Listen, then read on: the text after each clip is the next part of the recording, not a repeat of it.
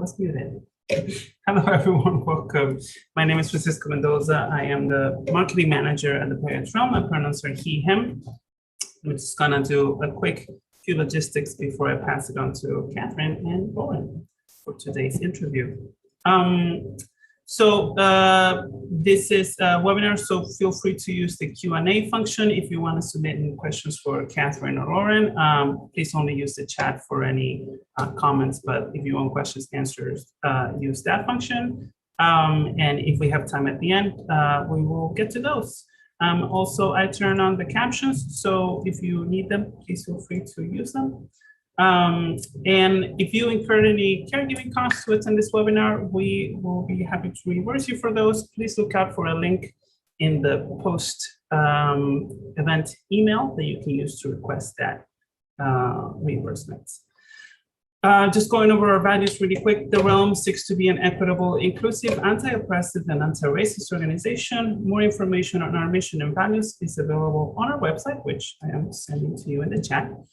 Those values are sent to this virtual space, so if at any time you feel like you experience something that is not in alignment with those values, please feel free to chat me directly or follow up at this email that I'm dropping in the chat. There you go. And I would like to do a land acknowledgement. I am joining you today from the traditional and ceded territories of the Lenape and the Canarsie people in Brooklyn. I offer recognition and respect and acknowledge that colonization is an ongoing process that continues to impact the lives and lands of Native communities. I want to acknowledge that in addition to the physical land we occupy today, the platforms, technology, and equipment that we are using consume resources that are based in physical lands and are not universally accessible to all peoples and all communities. I'm also going to be sharing a link in the chat if you would like to learn more about the spaces that you occupy, and I invite you to share them in the chat. So we are ready to go. Katherine and Lauren, feel free to come on board and introduce yourself. Wonderful. Hi, I'm Katherine Kovner. I'm the founding artistic director of the Playwrights Realm, and my pronouns are she, her, and I'm so excited to be talking with Lauren today. Thank you so much for joining us, Lauren. Yeah, thanks, Katherine, for having me. Yeah. I'm Lauren. My pronouns are she, her, hers. Yeah. So to just give a little bit of a background bio for Lauren and to just embarrass her just a little bit with her own fabulousness. Lauren Yee was the second most produced playwright in America for the 2019-20 theatrical season, as per American Theater Magazine. Very exciting. That was back when we had actual productions. And to list just a few of her credits, her play Cambodian Rock Band was produced at South Coast Rep, Oregon Shakespeare Festival, and La Jolla Playhouse, to name a few of the productions. And her play The Great Leap received many productions, including at Atlantic Theater, Guthrie Theater, and Steppenwolf. She's a recipient of the Doris Duke Artist Award, Steinberg Playwright Award, Whitting Award, and Horton Foote Prize, and has also written for TV shows, including Pachinko and Soundtrack. And she holds a BA from Yale and an MFA from UCSD. So very impressive bio, and you've done so much as a playwright and in so many other areas. But I want to start us off by talking about 2013 and the Playwrights Realm production of your play, The Hatmaker's Wife. Can you talk a little bit about where you were in your career then and what you learned from that experience? Yeah. So I think at that point, I'd recently come out of grad school. I went to UC San Diego for my MFA in playwriting. I moved to New York within the past year, and I think I was still trying to figure out how to be a playwright in your everyday life. I think how to make art outside of academic institutions, literally how to structure your day as an artist, how to make work happen when there is no one and no assignment being given. So I think it was a big time of transition for me. And I think what was kind of interesting was that I think my intersection with the realm happened as the realm was going through like its period of growth. That I think around the time of my fellowship and production, the realm was moving into like its new office, so it was kind of like a nice parallel moment, I think. Yeah, absolutely. Yeah. I'd forgotten that we had moved offices at that point, but yeah, we did. And so talking about that like transition period for yourself and maybe about like you coming out of grad school, what advice do you wish you could give yourself when you were starting out? I mean, this is a little cheap because I think it is advice that I did get and I was very grateful for at the time. But there's the late playwright Sherilyn Lee, and I think, right out of college, just like I randomly was able to like have lunch with her and like pick her brain. And just like one thing that she really impressed on me was being respectfully vocal about what your needs are and what you're looking for. I think because people are natural problem solvers, and if you kind of express a need, people are like, well, like, how could I solve that? And B, that sometimes, the things that you're looking for, by expressing those needs, it can really help other people be like, oh, okay, I want to do the same thing, or I see, some natural overlap. We should do this together. And I think that's something that I've carried with me throughout my career, that I think for me, as I've gone on, I've just gotten more of a sense of agency. And I think also this came like, I think it accelerated at a point where like I started my fellowship at the Realm too, because it was kind of the epitome of like, ask for what might be ideal and see, and we'll see what we can do. And I think that's something that's allowed me to like make work better. Like there was a play festival I went to at Victory Gardens, and I think the artistic team there was like, if you don't want to do a talk back, you don't have to do a talk back. And I was like, oh, that's kind of really empowering. And I think it's just been something that I think that's had a deep impact on me. That for me in my time at the Realm, what was really great was that figuring out the tools for becoming, an even better artist, and like finding the people that you want to work with can look like a lot of things. And I think at the Realm, where there was just kind of like a natural flexibility that you guys had, when I was like, I think this would be really helpful. Right. Like, I think one of my things was like, we should have kind of like a happy hour for artists, because I feel like that would be helpful for me to get to know, other potential collaborators. So I think like that sense of like freedom, and like ability to like articulate needs, I think was really great advice. Yeah, that is great advice. Yeah, it's hard to take that advice, or it takes time to really absorb it fully. But yes, I definitely second that advice. So talking a little bit more about your plays, some of your plays, I feel like use your family history as an inspiration, and some are inspired by communities that you aren't necessarily a part of. And I'm wondering if you approach those and writing those in different ways. Oh, that's a great question. Yeah, I think maybe surprisingly the process feels similar to me. That I think usually if there's a world or an area that I know that I'm interested in kind of digging deeper in, kind of like I'll start feeling it out writing wise. And I'll get down a little path and be like, okay, I think there's like some sort of play here. There's some like thing that's big enough for me to wrestle with. And then I'll go back and do all the research there is to do. I think like that was true when I wrote King of the Yees, you know, which is literally about my father and is like history that I should technically be very close to and know well. And that also happened when I was writing Cambodian rock band, where there's a lot of history that I did not know growing up and was very new to. So I think there's always a sense of like a deep dive. I think especially in the last couple of plays that I've written, which, you know, I think of more as like history pieces. Yeah.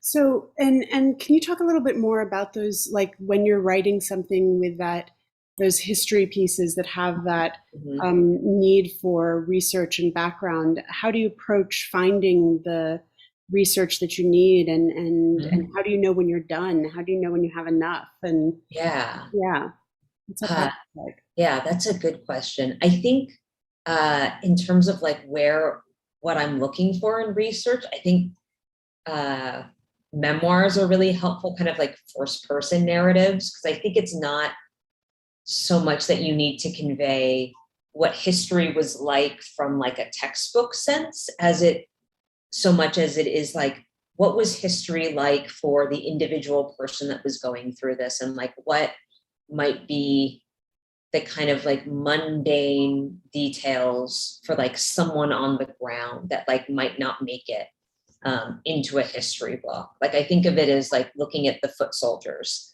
of history more than like, you know, the heads of state or leaders. So I think just like personal histories, I think are always compelling. I think, you know, like you go along, and I think it's the points where you write scenes and you're like, that doesn't quite feel right, or I don't understand what like the structure, the architecture of like this world is yet. And in that case, it's like, let me go look at, you know, let me go dig into history a little more and see what I can find. You know, so I think it can be an ongoing process that you get to a certain point, you're like, oh, I need more research. Yeah, you referenced how the King of the Yees is in a lot of ways about your father, and I'm wondering that in several of your plays you are dealing with the relationship of people to their parents and how that changes as an adult, and what stories are told or not told in families. Sorry, my dog is very interested in this. I love it. Interview and wants to be a part of it. I've been trying to keep her out of frame, but she's just not having it. So this is my dog. She just wants to be on my lap all the time. So she's part of my family. But we're talking about your family. Has being a parent yourself given you a different perspective on that idea? On the idea of a person's relationships with their parents and how that can change as an adult, and stories and families. I will say that like I have observed that it usually takes me about 4 years between like an experience and knowing what to do with it, that it almost takes like 4 years to like marinate or metabolize and like get some distance from it before I'm able to be like, okay, I know what to do with it. So I suspect, because she's 2.5 now, in 1.5 years, I will come up with something. So we'll ask you in a few more years. In a few more years. I mean, I think, you know, I guess what'll be interesting is when she grows up and how she chooses to engage with the work, and how, you know, like her own perspective might influence how she sees the work. I have no idea. Yeah, it's exciting to think about. Well, talking more about Zadie, I've heard she's becoming fast friends with Bianca, the daughter of our amazing producing director, Roberta Pereira. And the Playwrights Realm has been doing a lot of work with parents artists through our Radical Parent Inclusion program. And so I'm wondering a little bit if you could talk about the way that being a parent artist has affected your art more broadly. Just, what is it like to try to do your work with a baby, to, Yeah. when we were having productions and rehearsals, to try to be doing those. Yeah. I mean, like, for better or worse, like a lot of the activity and a lot of the plays, that really like launched for me happened before I had a baby. And, and I think in a way, like I've chosen the part of theater that is potentially like the most amenable, for being like an artist parent, because I think the way to look at playwriting is that you're paid for the product and not your time. Directors, actors, stage managers, you're paid for you literally being in that room for a number of hours, and you need to be there. Whereas I think oftentimes a playwright is in a position of power, and has a lot of flexibility when it comes to production. And so I think, if I were a director or an actor or stage manager, just like thinking of like how much harder that juggling act would be, like I can't even imagine. And I think I probably would also find it a lot harder if I were earlier on in my career, where the amount of hours you put into a play may not cover childcare, right? Whatever your commission fee is, if you even get a commission fee, how like that may not even cover childcare. So how do you make it work? So I think also just like there's kind of all these, I don't necessarily know it's like hidden costs, but just like that everything that's difficult about the economics of being a director, an actor, a stage manager in theater are exacerbated when you're also considering like the cost of childcare. It's a difficult economic situation. So you've not only had a thriving career as a playwright, but you've also expanded to working in TV as well. Can you talk a little bit about that aspect of your career? Yeah.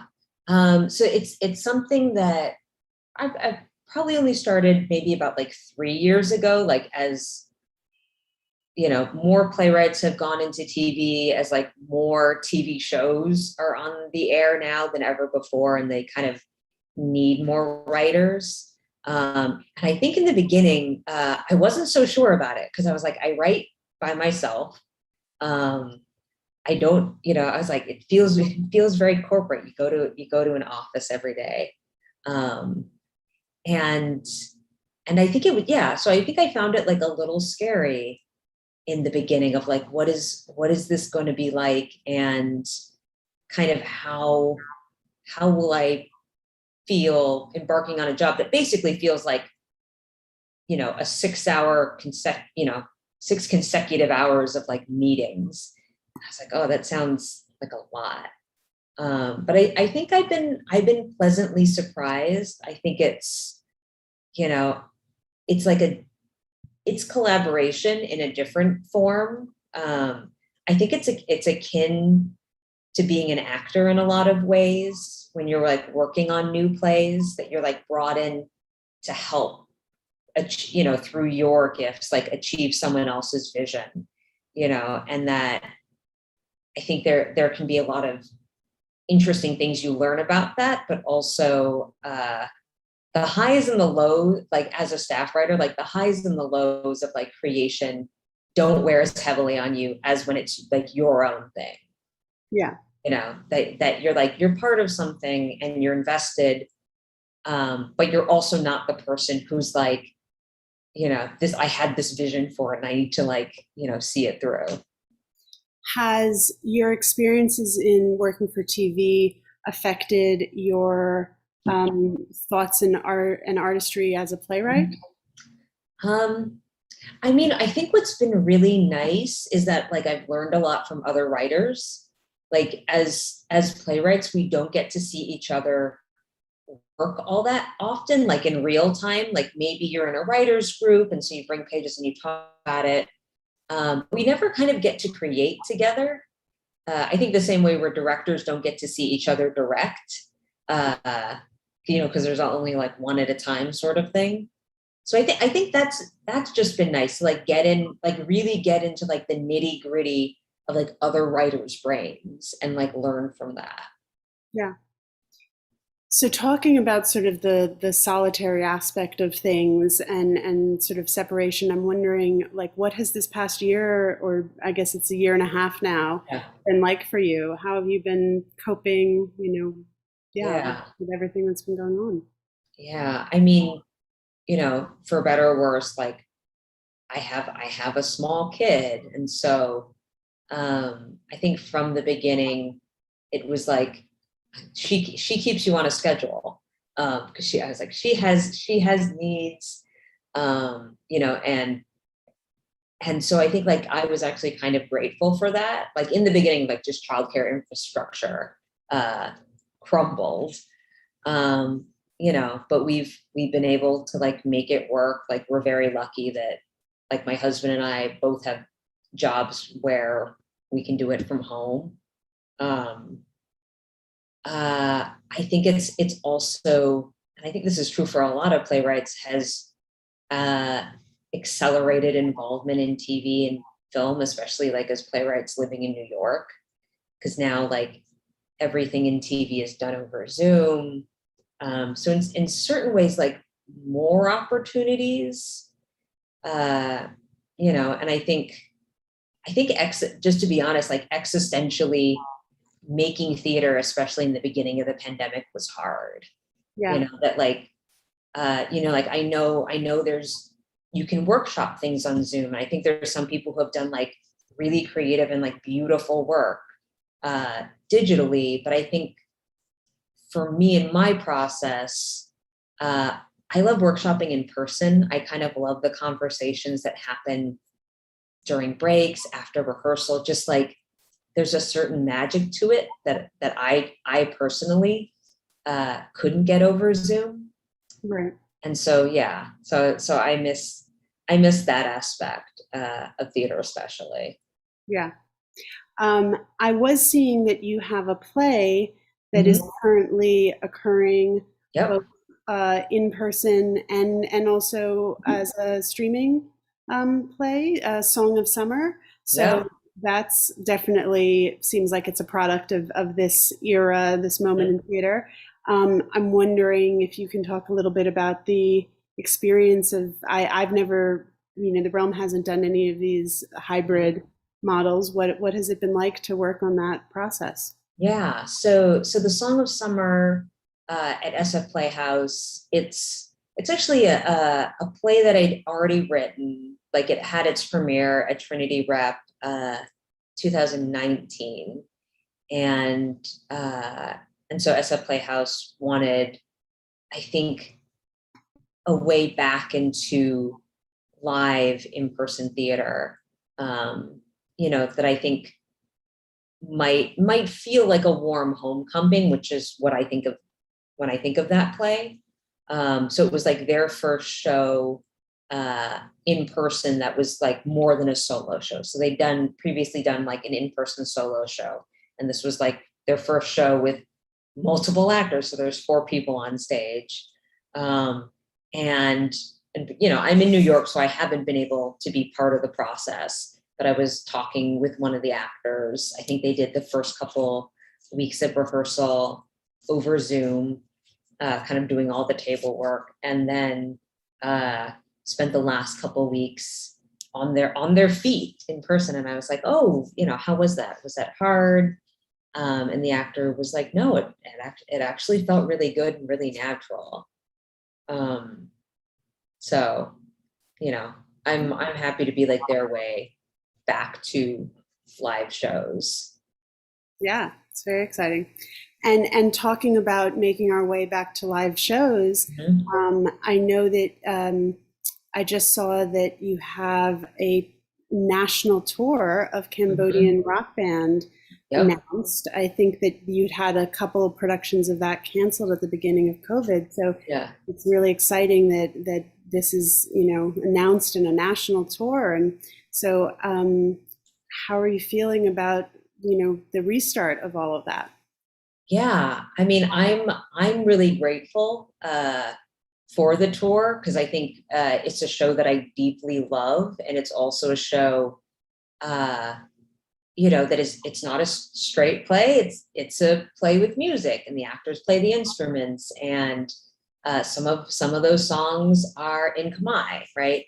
Uh, in a different language, and so it's a play that I was like I'd always hoped would get more than one production, and the fact that the piece is getting to go around the country and be in cities that I have relationships with and really care about, like, is doubly exciting. And I think, having it be with this production that I have a lot of affection for. Um, I think it's great, Yeah. uh, yeah. I'm seeing we have a question from one of our attendees asking about whether there are any plays, TV shows, books, or movies that you would recommend we check out. Oh, that's a great question. And other people, while you're thinking, Yeah. other people should feel free to add questions to the chat. Yeah, I was like, tell us what you're reading. Q&A. They should put them in the Q&A, I should say. Yeah. I was like, books, TV shows, Or movies or plays. yeah. That's a great. There's so many. I'm trying to think of like, I was like, what have I read recently that I really enjoyed? I was like, I read this book of essays by Gia Tolentino, and it's called Trick Mirror. Yes, I read that too. You read it? Okay. Fantastic. Yeah. Right? Yeah. I think it was just like what I loved about it, and you should tell me what you love, Katherine, about it, was that I felt like it articulated just like things that I've felt but haven't been able to figure out how to say. Like she has one essay on like the rise of scammers, like scammers in the digital era, and this idea of like in times of great tumult, that's when you get the scammers, like in the kind of proverbial Wild Wests. And then I think another one was about kind of this culture of like optimization, which I feel strong, I feel on an existential level that we're always trying to like squeeze productivity and everything out of like the last, out of every minute. Yes, she makes a very good case for the unoptimized life, which I think is a case that needs to be made more often. And I read it probably a few years ago now, so I don't remember all the details. But the one that stands out most vividly to me is she was on a reality TV show when she was very young, I think like 15 or 16. Yeah.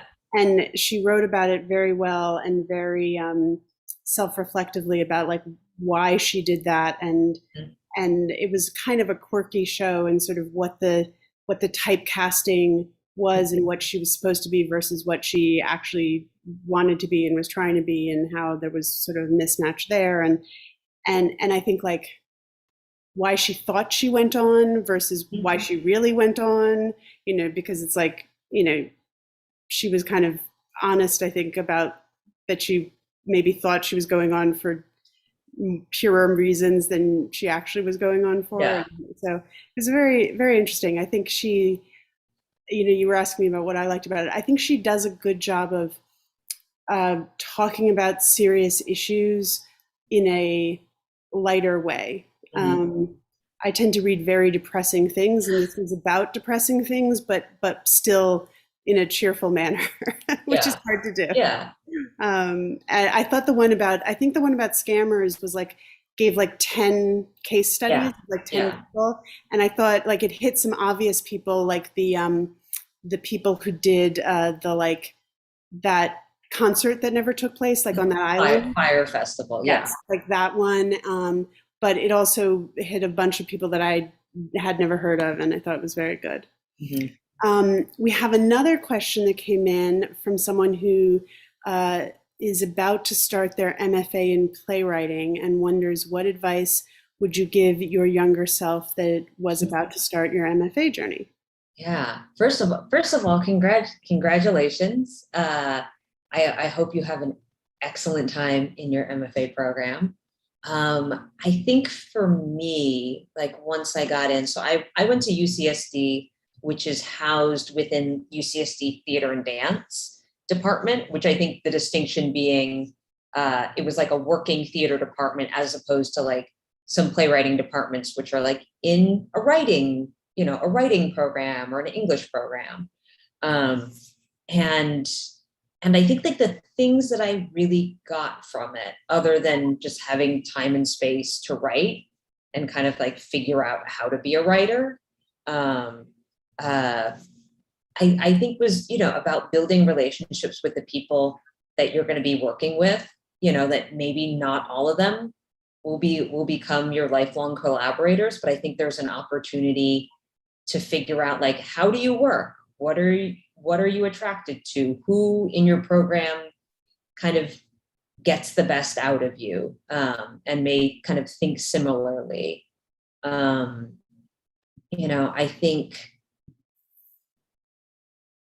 think it can be a time to kind of test out crazy ideas, especially if you're going to get like, a workshop or production, because you're like, I'll just try this and we're going to do it. And I don't have to worry about whether it's producible, because we're going to be able to like do it and see what happens.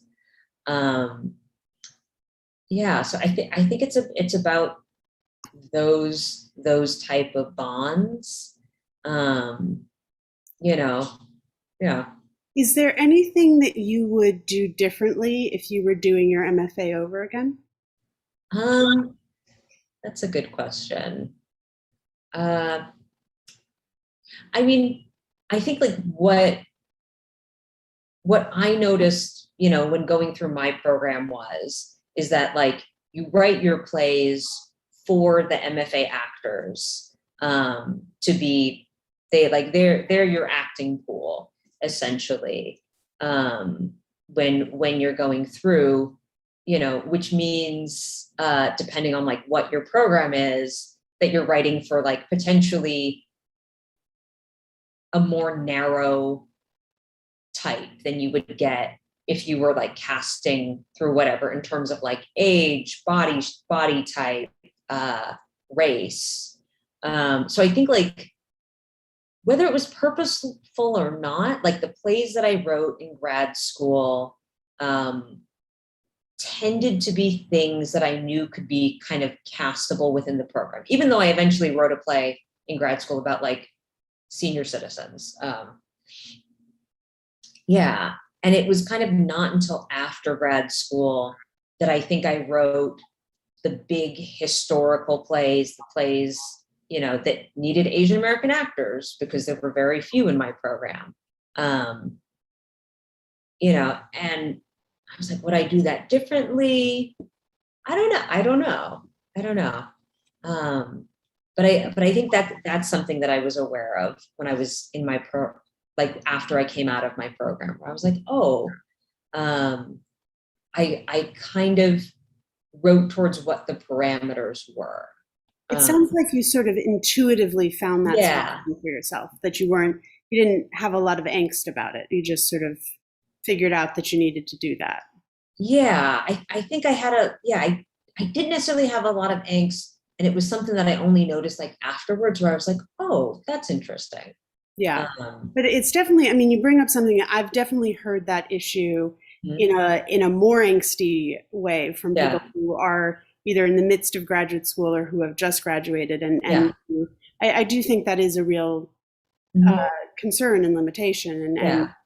And I guess the thing I would say about it is that you know, this too shall pass. Like, Yeah. both in terms of like, you know, either write that play on the side or like, you know, write it saying now that it's for any race and knowing that as soon as you graduate, you're going to change that character description to say exactly what you wanted to say that you can't say right now. But, you know, I mean, there are limitations to grad school, but it's only those 3 years. Yeah. Or I would say, like, if somebody has like a certain impulse to like write whatever play they want to write it. Yeah. And try to figure out some way to make that happen. You know, like in grad school, we were supposed to cast the grad actors, but there were times where we got an undergrad or a professor or, you know, like a grad student in a different discipline. So like in the end, people always made it work. Well, that goes to your first piece of advice about asking for what you need. Yeah. Yeah. I think that's true. So we're getting another question. So the question is about when you write about your personal history, particularly involving family members, Yeah. how do you deal with other people's feelings about seeing themselves in the story? Do you Yeah. talk to them? Do you not and pray for the best? Yeah.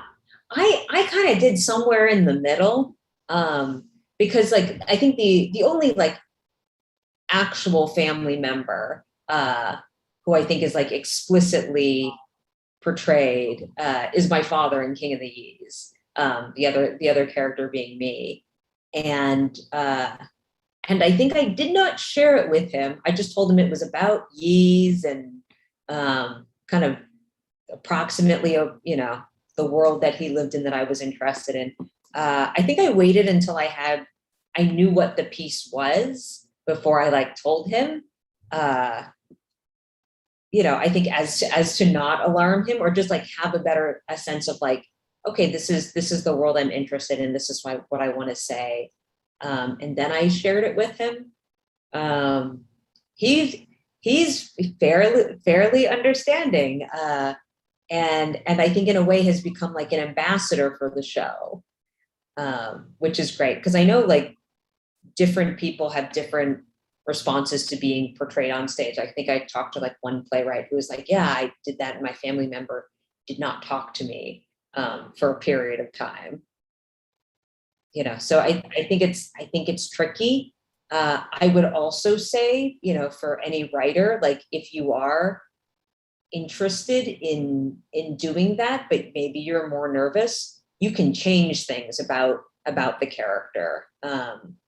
You know, like I think Karen Hartman had a play where she was like portraying a family member and she just changed the gender of the person.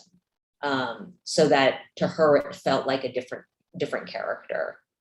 I think the gender is a good one because I think we're so stuck in gender assumptions that, you know, that I think would make most people just assume it's not about someone. Yeah. Yeah. Oh, I think we have another question.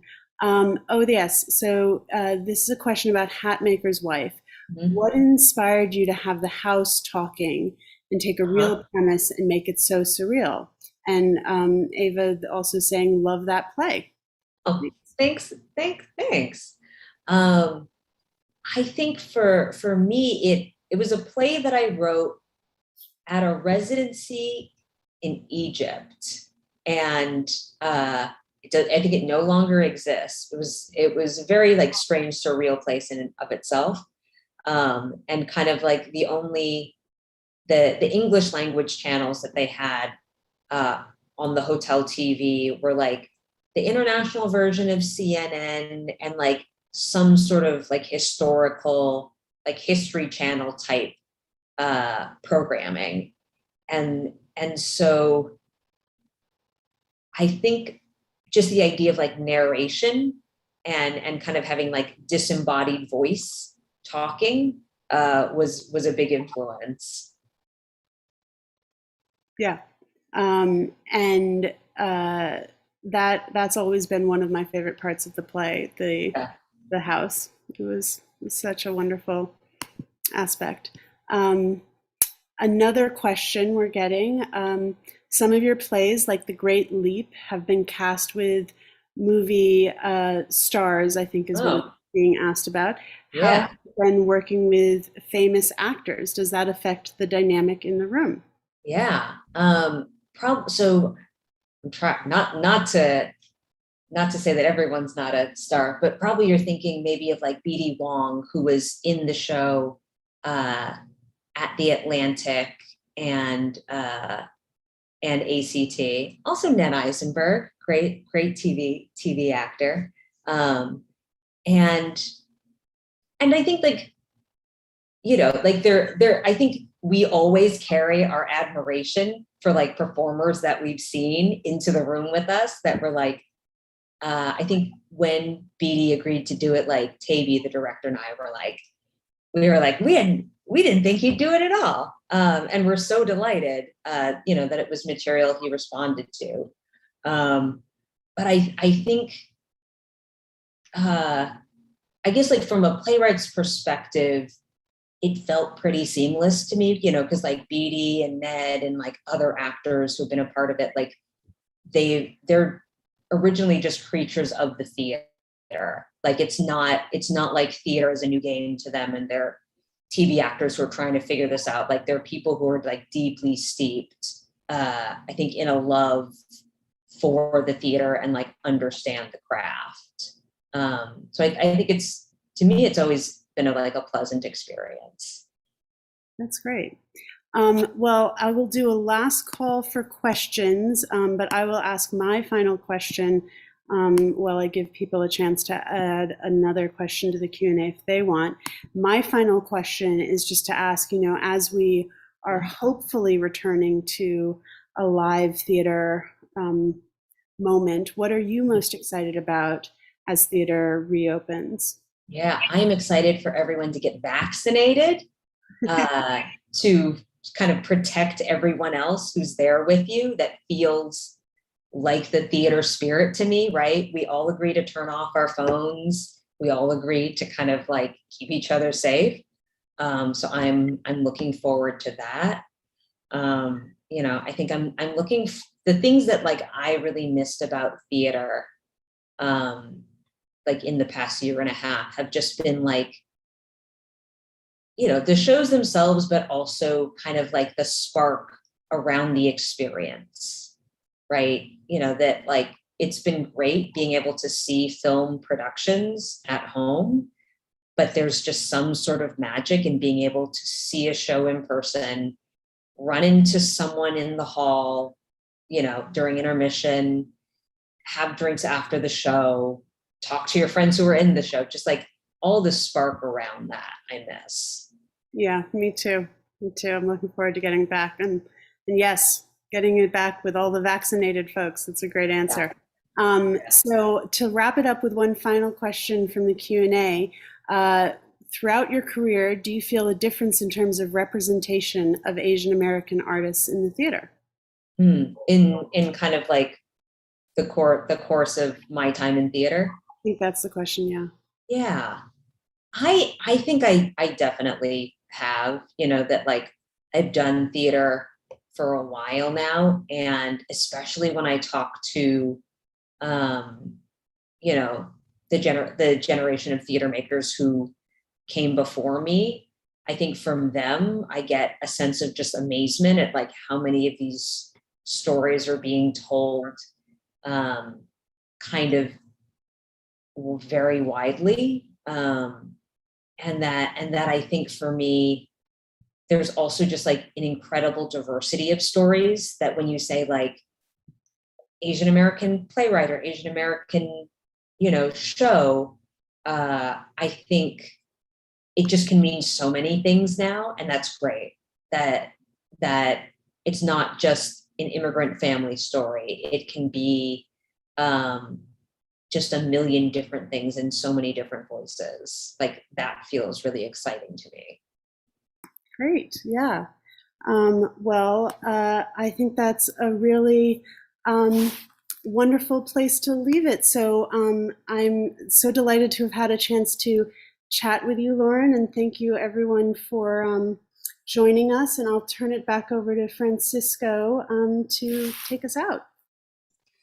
Thank you. That was amazing. Thank you so much, Lauren, for making the time, and Katherine for the questions. And thank you everyone for showing up. Lawrence is our next to last offering for this season. We have another class with Chile. I'm dropping the link in the chat so everyone can check that out.